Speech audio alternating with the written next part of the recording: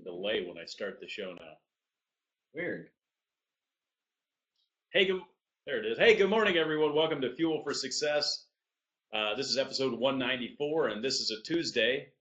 And it's good to see everybody here this morning. This morning, we're going to talk a little bit about vision boards again. We've got some other ideas to talk about and some questions that came in. Great to see everybody here. This is the last day of September 2014. You will not have another day in September of 2014. If you're not ready for October, ever. If you're not ready for October, get ready.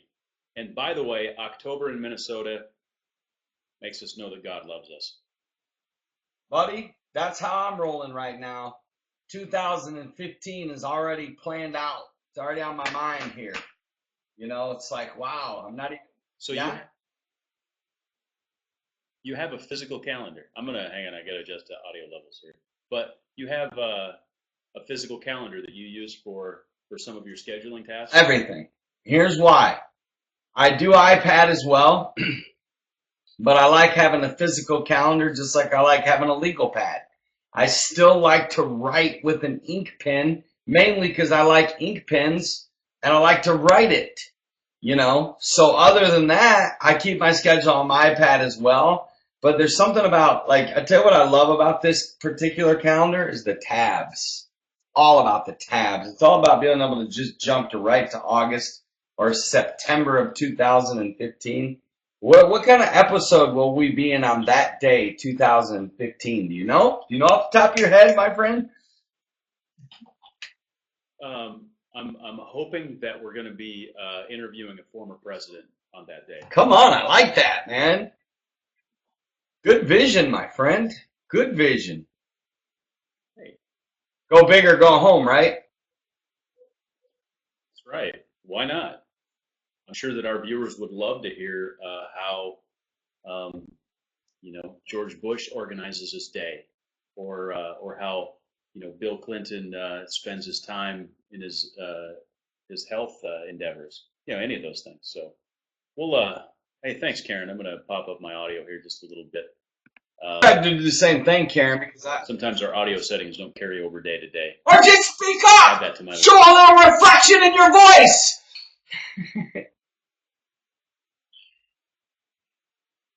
Excited about today's show. You okay over there? Hey, speaking of vision, I got a new mouse pad yesterday. Wow.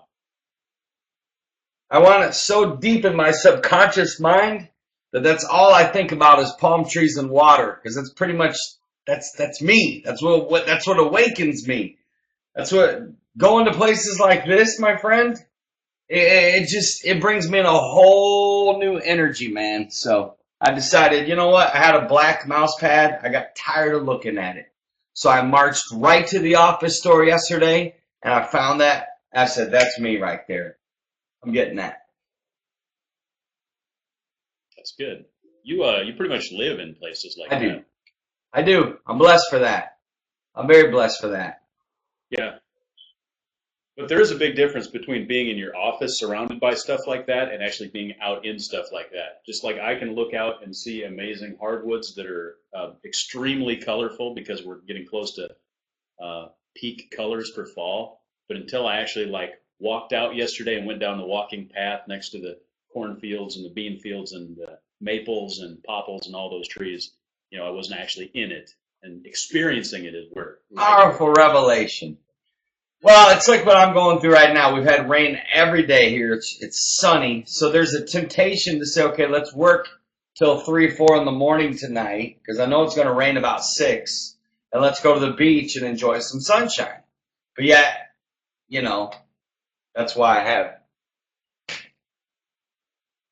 much beach as I'll get today. Hey, we're going to talk about vision boards in just a little bit, but let me ask you this question. First of all, you showed your calendar, and I want to talk a little bit about calendars and why they're important. But let me start with this question. When you're going through your day, and I know this happens to me, I'll have a list of, where's my to-do list? I have a list of, stuff that needs to get done, right? And there's things on my schedule, there's meetings that I have and those sort of things. And once in a while you get to the place where you're like, all of a sudden you have 15 minutes and you're done with your last task and you've got like free 15 minutes. What does mathematics do at that point? A free 15 minutes? It depends on where I'm at. You know, let's say I was working in Starbucks. I would go out for a quick little walk. I might, in that free 15 minutes, call you. I would read maybe an article that I've been wanting to read.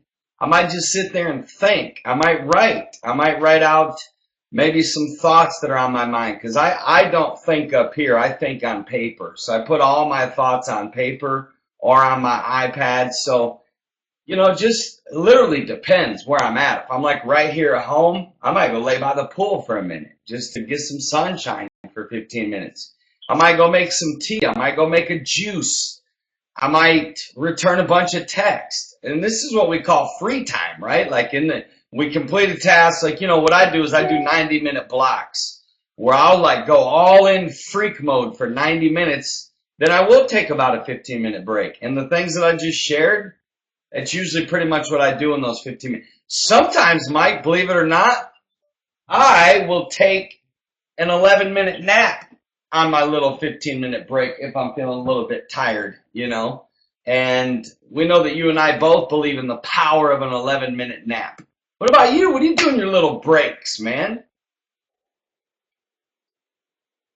11-minute nap is high on the priority list, depending on the day and time of day, that sort of thing. I also, you know, here's the thing, is that you and I are both extremely busy people. Most of the folks that are watching our show are probably extremely busy people as well, with family, jobs, ministry, you know, all the stuff that competes for priority.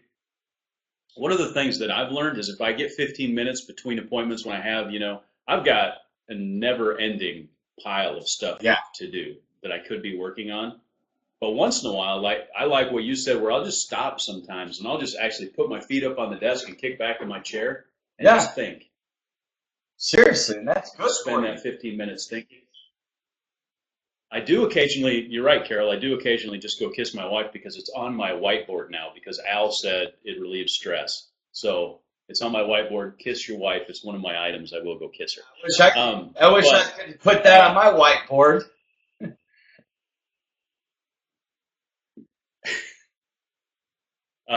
But you know, my point in saying all that is sometimes because we're so busy, we have so many things to do, you feel like, man, if I just do nothing for 15 minutes, that's a waste of time. I'll feel guilty about it. But in reality, I don't want people to feel guilty if they do spend 15 minutes just meditating, relaxing, doing nothing for 15 minutes. Sometimes can be extremely refreshing, can be extremely empowering. And a lot of times, some of my best ideas come when I'm doing, you know, literally nothing for 15 minutes. It's like staring at the wall. You know what I believe in, Mike? I believe in full engagement, and then I believe in no engagement. I literally operate in those two extremes. I operate in, and I know you do as well, but I operate, and when I get zoned in to do something, I do it, and then I take a break. And when I take a break, I zone out. Like I said, I'm the same way. I might watch a quick ESPN. I might go just kick back in the recliner. I might go just sit in the pool. I might go for a little walk. I might pace. I'll do whatever I can do, but I will take those 15, 20 minutes and really truly. Now, here's the deal. People say, wow, you take 15-minute breaks. Believe it or not, that's why I'm able to get more done. Because when I get fully engaged, I'm fully engaged. A fully engaged person can get more done in 90 minutes than what most people get done in 4 hours. But I'm talking fully engaged. I mean, like you're like more engaged than a brain surgeon. That's where you've got to be thinking. More focused than somebody that's doing open heart surgery. You know, so it just depends on how fully engaged people can get. I'll give you an example of this. I'll give you a perfect example.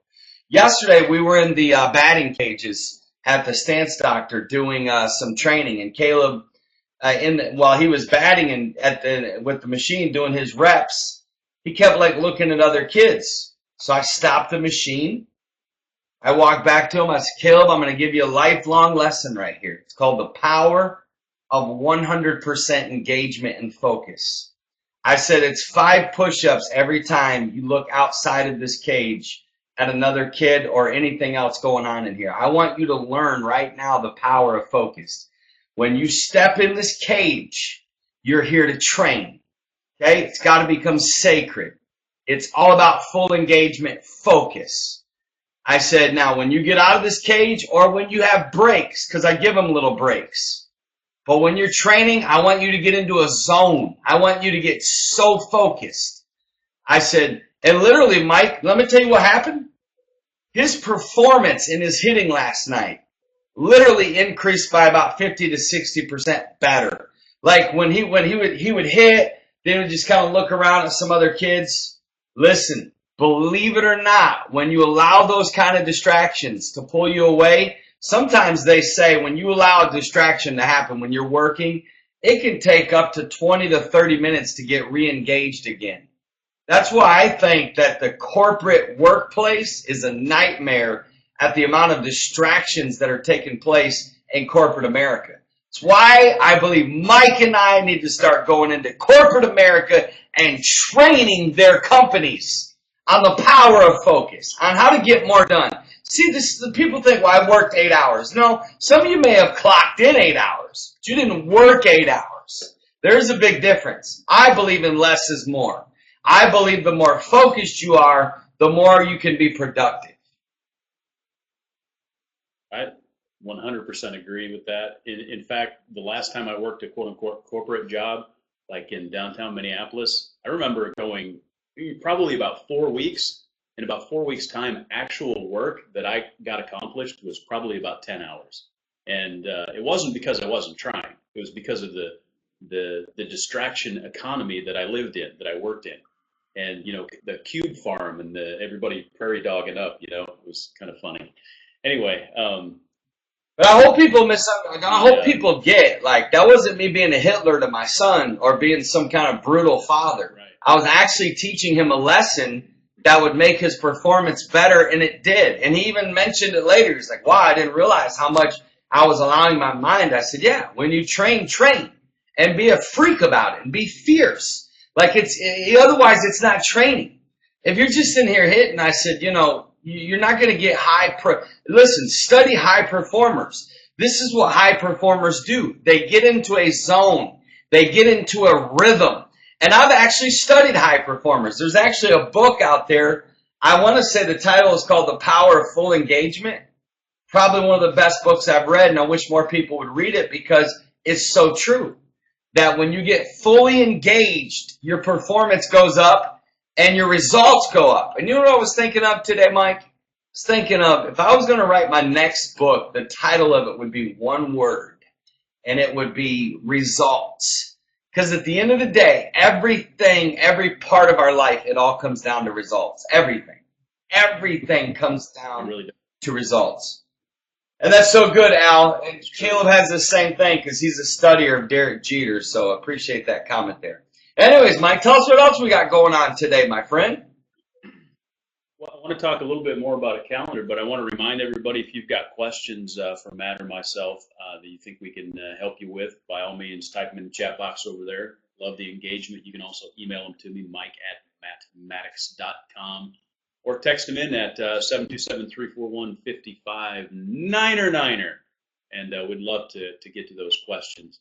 Hey, real quick, let me, since you showed everyone your calendar there, and I know that you plan, you're a planner, you live by the calendar, what advice would you have for someone that isn't a planner today, and, you know, by nature, and that they don't live by a calendar today?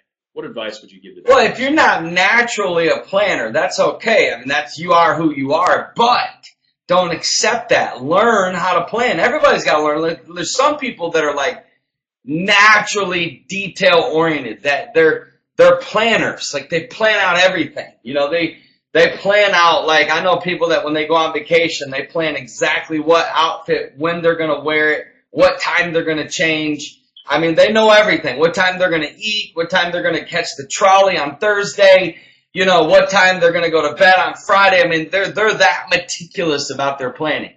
Then there's other people that don't plan at all, and they drive all of us crazy nuts. So you've got to learn. You've got to adapt. You've got to become more of a planner if you're not, because of the power of planning. I mean, there's no way prior proper planning prevents poor results. You know, at the end of the day, it's all about planning. So if you're not a planner, my advice would be to start with number one, writing out a to-do list the night before you go to bed. So that's basic, planning 101. Start with the daily to-do list. Plan out your day, your whole day. I literally plan out a schedule. Like every hour of my day is planned. It's scheduled. Like I know what I'm doing at 5 o'clock tonight. I know what I'm doing at 9 p.m. And listen, some of that is you got to plan rest. You got to plan free time. You got to plan your prayer, your meditation, your workouts, your time with your kids. You got to plan, okay, when am I going to write today? When am I going to return these calls? When am I going to return these texts? When am I going to check my emails? When am I going to do this, this article that I've got to write for this magazine? Like all this stuff swarms around in our brain, right? Many of us never get it on paper or a to-do list. My second piece of advice, planning 101 here, the basics of planning is live by a calendar. Like you should, I don't know why more people, the power of planning your month out in advance. Taking a look, even just looking at dates, looking and realizing, wait a minute, Thanksgiving is coming up in 2 months, and this is exactly what day it is, and this is what day my son gets out of school, and he's got this long of a break, knowing these things. Okay, Kayla's birthday is on a Friday, looking way ahead and thinking so you know how to plan, thinking of, okay, for example, my cousin has a wedding coming up this weekend in Michigan. So I tried to, even though I know I'm going to his wedding, I'm planning 2 or 3 things around that I can do while I'm up in that area. So it's all, what planning really boils down to? Slowing down and thinking while you're looking at a calendar or a to-do list. Thinking about, like, reflection helps you plan better. Think about what you regret that you didn't do last year. Did your 4th of July suck last year because you didn't plan? Did your Christmas suck? Did your birthday suck because you didn't plan? Did you hate summer? Did you not go camping? Mike, we didn't backpack this summer. We didn't plan better. That's the bottom line. We didn't plan it like we should have. So that would be my advice, is to take a look at, like, I regret that I didn't backpack this summer. I regret it. It burns inside, right? So when you look at the calendar and you think about, okay, man, I really wished I would have done this on Father's Day, or I wished I would have done this on Labor Day. And then you start to learn, pain is a great teacher. Regret is a great teacher. So then, the definition of insanity is doing the same thing over and over again and expecting different results. All you got to do is change your actions and think, okay, you know what? I'm going to plan this better. That's what I did. And it's helped me. Stick with the basics of planning. I like that. Hey, I like Tommy's question. Our good friend Tommy Turner says, how do you plan interruptions? Carol sort of mentioned too, create a calendar, but be flexible because God can always change plans. Customers can also change plans, right, Tommy? You can't really plan interruptions, but don't use that as an excuse, like not to create a plan. Because what happens is if you don't plan, you don't have any idea how far off your plan you are, right? So if you have a plan, you know what impact the interruption, the disruption, whatever it is, has on your plan, and so you can adjust and adapt accordingly. If you don't have a direction, if you don't have a plan, you're just wandering around. So don't get in the mindset that I have it, on the calendar and bless God, this is exactly how it has to be, and there's no deviation from it. That's not the way life works, frankly. And so you have to be flexible, adapt to it, understand that things happen, things come up. But when you have a plan, you know how you're going to react and how you're going to compensate for those disruptions. Well, you're right. And you know what, Mike? It is. I really believe in flexibility. I believe that don't get so rigid about your plan that you can't be flexible just because it's not in the plan. Because you do need to be spontaneous. You do need to be flexible. You do need to be willing to adapt and change the plan if need be. But and then I would also come back to, you know what? The real secret to success is just following through on your plans and saying, okay, if I plan to go to the gym at this time, go to the gym at that time.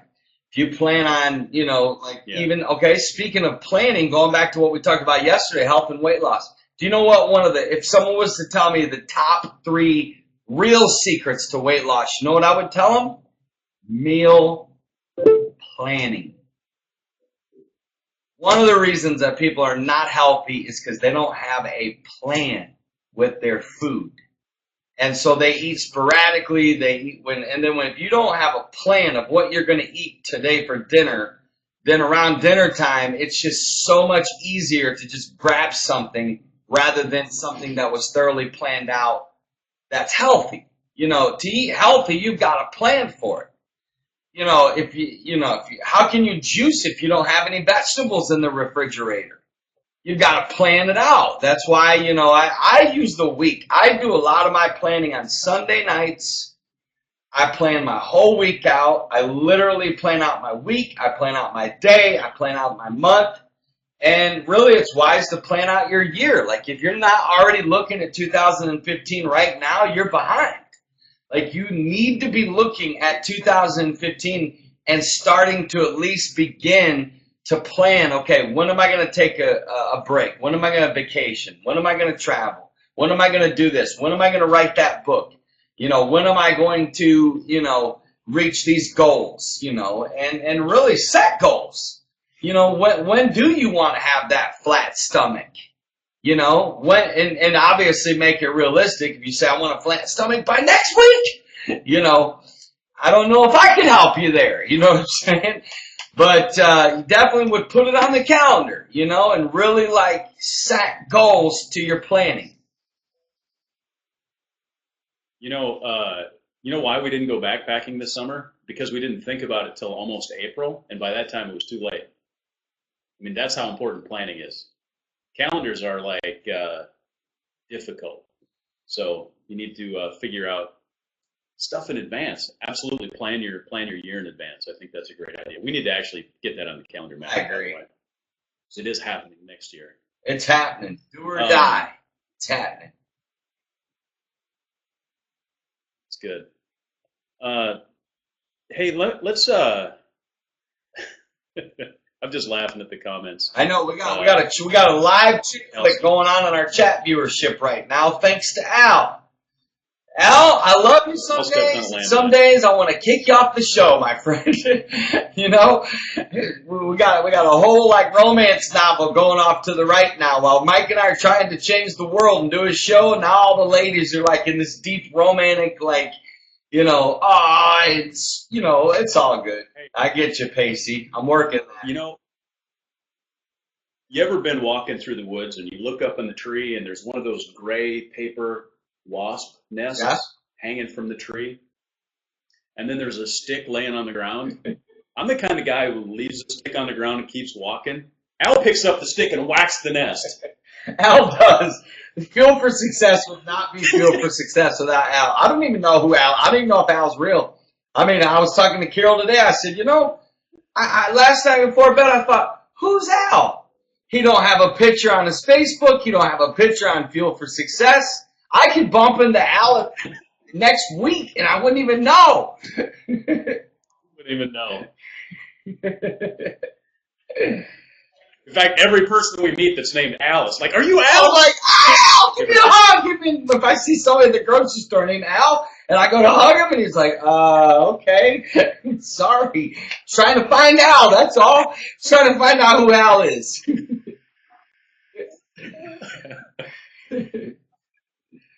That's funny. Oh, that's why we never meet him, because he works at the drive-thru at McDonald's.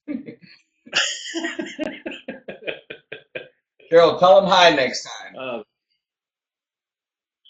Yeah.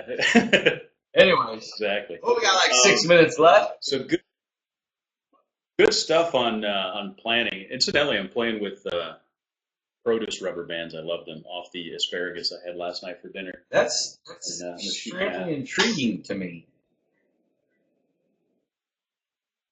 No, it isn't. So If you don't believe planning is important, think about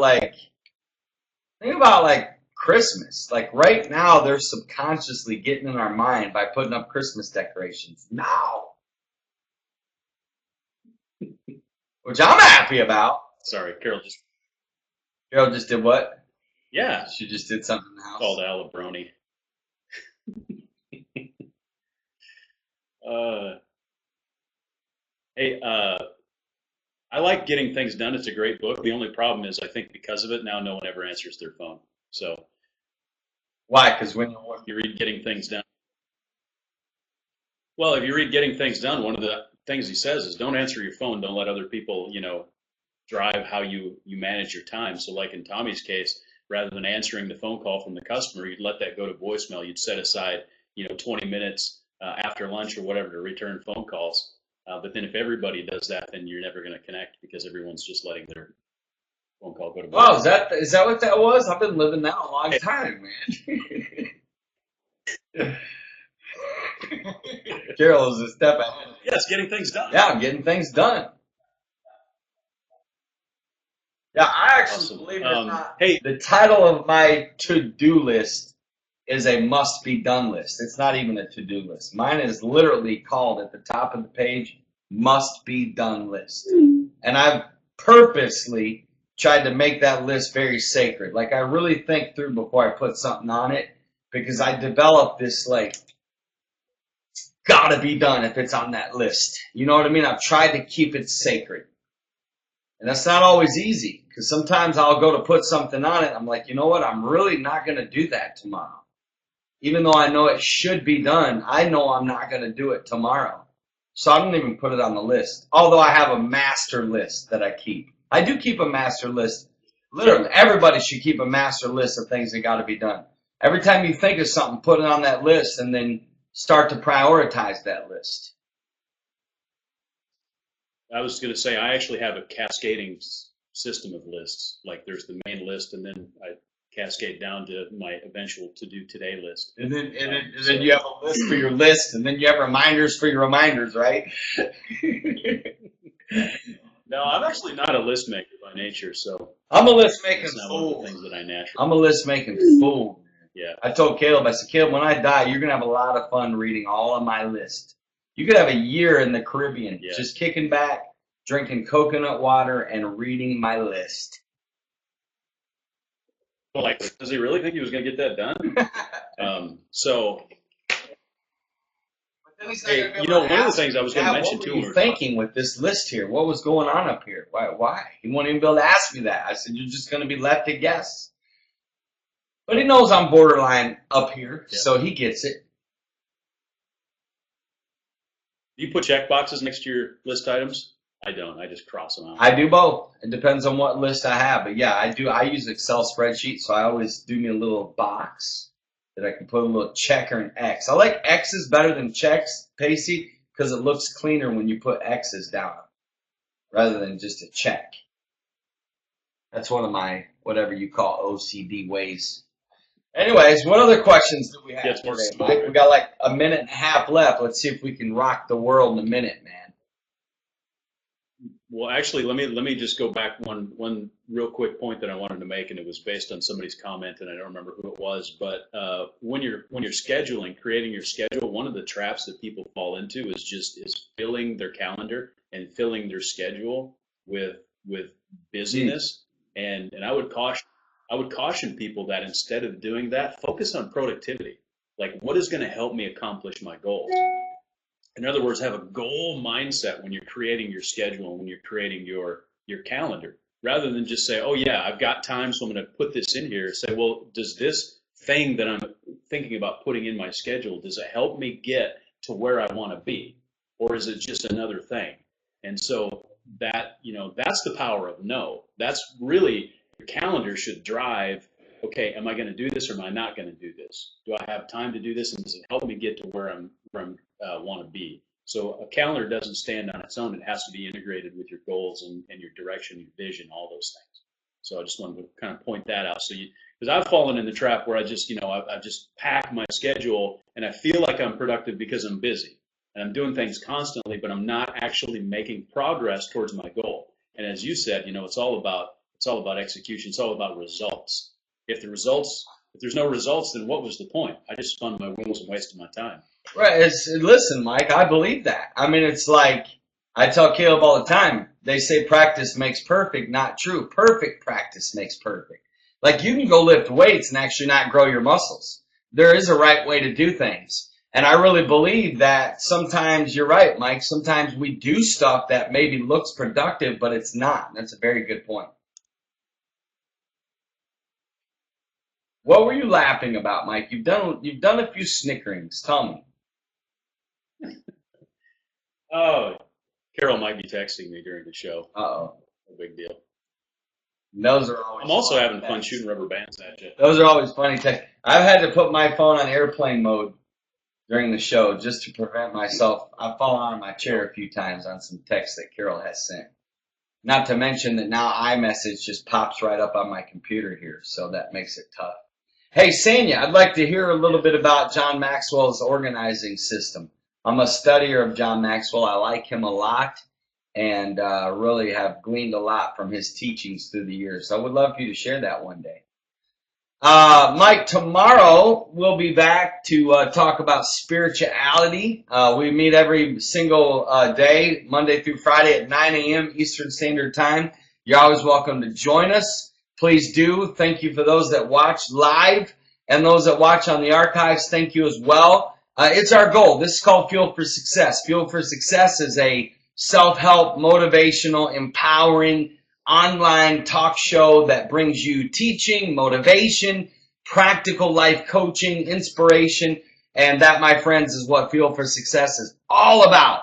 It's a 30-minute live talk show Q&A where Mike and I sit down to give value to you, my friends. God bless you, and we'll see y'all tomorrow on Fuel for Success. Thanks, Mike. Enjoy it. Go plan your day.